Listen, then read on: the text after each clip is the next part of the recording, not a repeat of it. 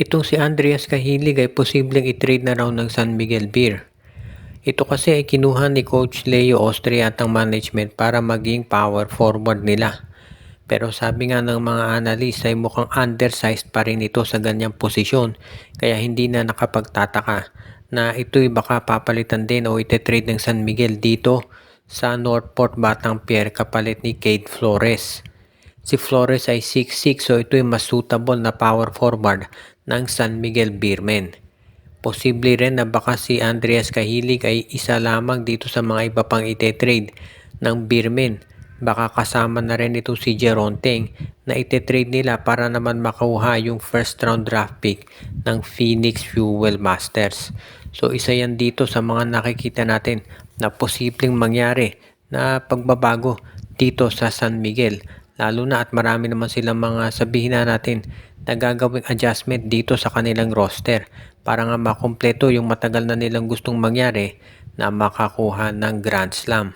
Kung sakasakali na ito'y magagawa ng San Miguel, ang laking bagay nito para dito sa Beermen, lalo na at alam naman natin na matagal na talaga nilang iniintay na makuha itong Grand Slam na yan. Kung pangalawa kung sakasakali at yung pag-trade kay Teng at Cahilig ang unang magiging hakbang. Kaya nga sa tingin ko pwede itong magawa nitong San Miguel Beer basta kinakailangan lamang na maging sapat yung kanilang magiging trade options. Yung pag-trade kay Cahilig para kay Flores sa tingin ko pwede yan at sigurado ang aprobahan agad-agad ng PBA. Kaya hindi yan magiging sabihin nating hadlang.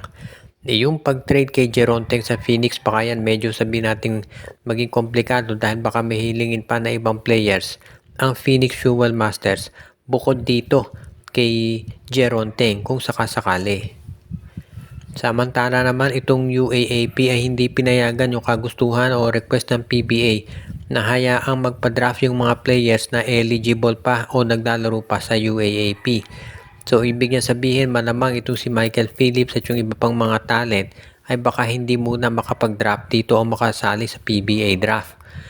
Ang ganun pa man, sabi nga nung iba, hindi naman siguro masyadong malaking problema yan dahil itong mga nabanggit na players naman kapag eligible na baka naman sa Japan o South Korea din sila maglalaro. Kaya yan ngayon ang isa dito sa talagang malaking problema ng PBA, hindi so much itong sa ruling ng UAAP. Kung hindi, yung problema nila pagdating dito sa mga players na naglalaro o maglalaro sa ibayong dagat. Kaya nga iyan ngayon ang pinag-iisipang mabuti ng PBA kung paano nila to mareresolba ng kaagad-agad. Dahil kinakailangan siyempre na gumawa sila ng paraan para makakuha ng tinatawag natin na mga top at fresh talents para palagi na lamang silang mananatili na tinatawag natin na survival mode. Kasi alam natin na itong Korea at Japan talagang sabihin natin gustong kunin yung mga top players dito sa PBA. Kaya nga kailangan gumawa ng paraan ng PBA para maengganyo yung mga players na manatili dito sa liga. Kaya yung pagtanggi ng UAAP dito sa request ng PBA ay isa lamang yan dito sa maraming hinaharap na issues ni Commissioner Willie Marshall. Kaya sa tingin ko magiging mas okay sa PBA kung ngayon pa lamang ay mag-isip na sila ng paraan kung paano ito masasaayos. Dahil syempre kinakailangan yung long term ang titignan dito ng PBA kung paano nila magagawa ng paraan at masusolusyonan itong kanilang problema na hinaharap sa ngayon.